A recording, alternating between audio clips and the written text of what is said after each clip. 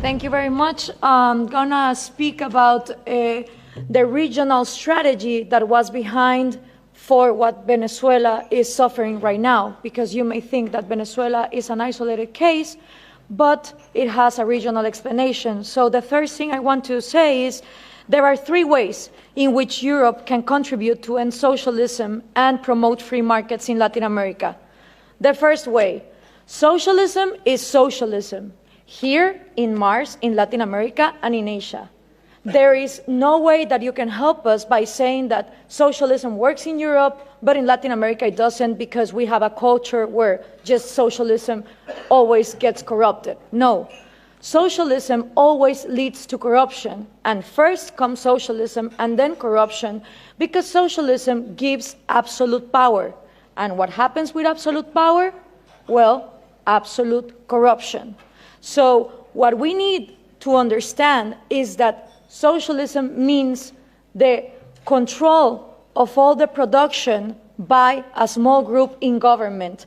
And that always leads to the same things: trade barriers, different rules, giving privileges to some businessmen against other entrepreneurs that don't have those privileges, collectivism, crony capitalism, artificial oligopolies, insane labor regulations where the unions become way more exploitative to the employers than the people that are supposedly giving those jobs.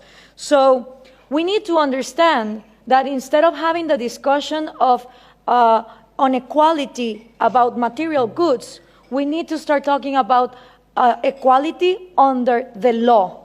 If we are not all equal under the law, then the disasters of Venezuela happen. So what we need from Europe is that speech of understanding that socialism doesn't work.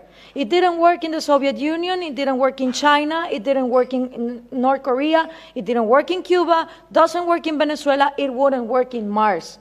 Because the way it is structured goes against human nature.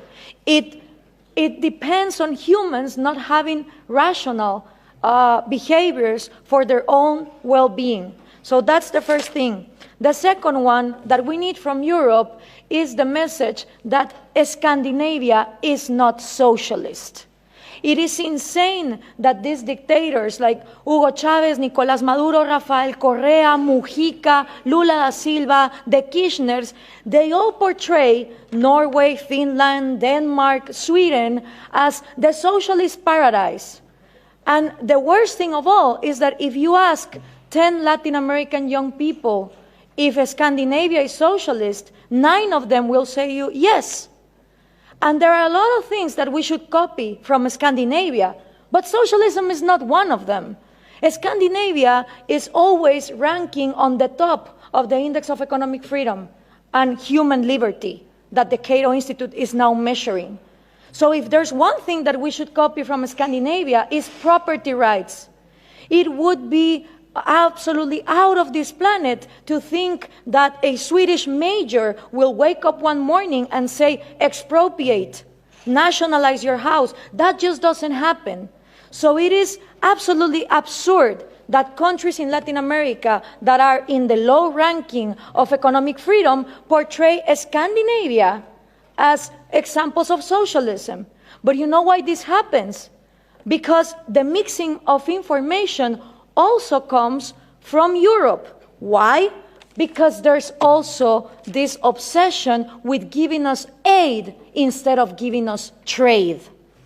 And the thing with foreign aid coming from Europe is that it finances the Marxist ideas, the NGOs that are against free market and that are against property rights. Let me give you an example. Most of people in Finland and Norway have no idea that their taxes they pay go to foreign aid for a Guatemalan NGO that is led by an indigenous Marxist leader, Bernardo Caal, who uses that money to be against hydroelectric power. Being Norway one of the countries #1 in hydroelectric power, where no one would think to close down a hydroelectric industry, they give tax-paying money to people in Guatemala that close down hydroelectric power. So if we are obsessed with this foreign aid given to Marxist leaders that are against property rights, free market, and the Western way of life, then we're not gonna be able to prosper.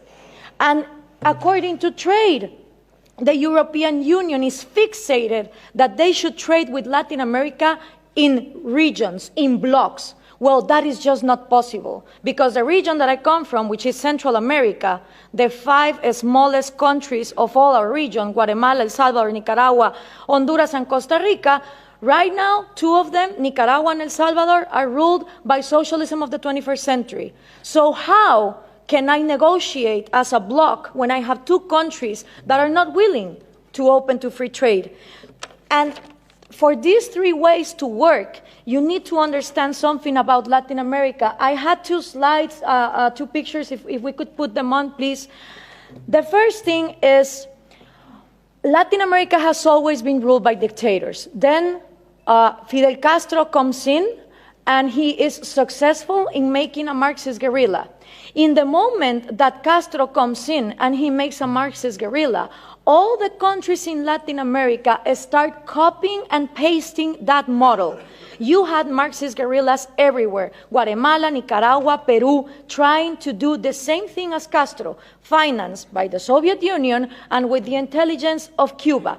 1989 comes, the Soviet Union collapses, and the left Marxist wing of Latin America, the socialist sectors, they are in trouble, because now they don't have the money of the Soviet Union to keep on going with these violent guerrillas, but they still want to come to power. So what do? Well, Fidel Castro gathers together with Lula da Silva, and they form the first Forum of Sao Paulo. The Sao Paulo Forum is a parliament that every year gathers together to further on the socialist agenda. And they start working on 1990. In 1998, they put their first president, Hugo Chavez. And that was a relief for Cuba, because the money that the Soviet Union was lacking to give, the oil of Venezuela started giving. And now that the oil prices are coming down, they're hoping for Colombia to advance on the agenda to give FARC, the Marxist guerrilla drug dealer of Latin America, places in power. If this happens, we're going to have the first narco-socialist government, which will mean that the money of drugs, it's infinite. It doesn't depend on the market like oil, and then you have another socialism of maybe the 22nd century. So what we need to understand is this regional strategy is not only put in place in Venezuela, it has been put in place and tested in Brazil, Argentina, Chile, Uruguay, Nicaragua, El Salvador. And the places where they haven't governed, they have people who are waiting to come to power. When we understand this, we also understand that when the Berlin Wall fell, and communism was a thing of the past, in Latin America, we voted for the so-called neoliberal governments, the right-wing presidents that were going to open the market. These people gathered together in the Washington Consensus, and they promised that they would give us free market. What did they do? They privatized everything. They privatized electricity, trains, radio stations, but they didn't liberalize them. They gave them as oligopolies and monopolies to their peers, and this created crony capitalism. But for most of the population, the one to blame was free market. I don't know if we can now put the picture, please. For the people, what is needed to be blamed is free market, when free market has never existed in Latin America. So it's always blaming the government, but expecting more government to come in and solve the problem, like this picture shows here. So what happened then? People started voting for socialism of the 21st century because they were going to, fix the mess that this crony capitalists did in the 90s. Venezuela was going to be the promised land. Caracas was going to be the New York City of Latin America. So what happened? All these people get in power, Chavez, Lula, Correa, Evo Morales, and instead of finishing with the privileges, the crony capitalism, the oligarchies, they become even worse.